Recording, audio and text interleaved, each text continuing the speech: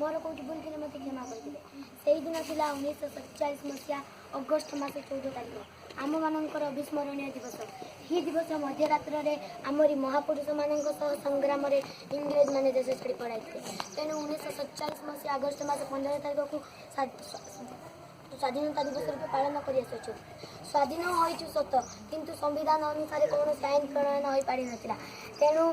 1950 मसीहा जनवरी मास 26 तारीख दिन महामान्य डॉक्टर भीमराव अम्बेडकर आईन प्रणयन करते तेणु प्रतिवर्ष जनवरी मास 26 तारीख को साधारणतंत्र दिवस रूप पालन कर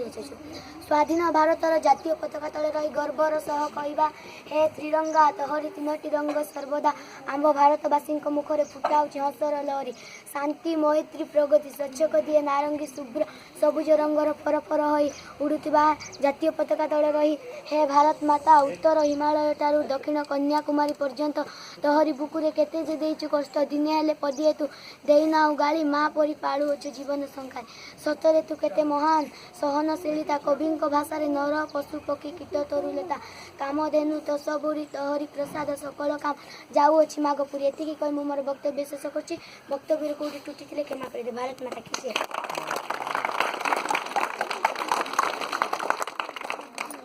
बहुत धन्यवाद पिला।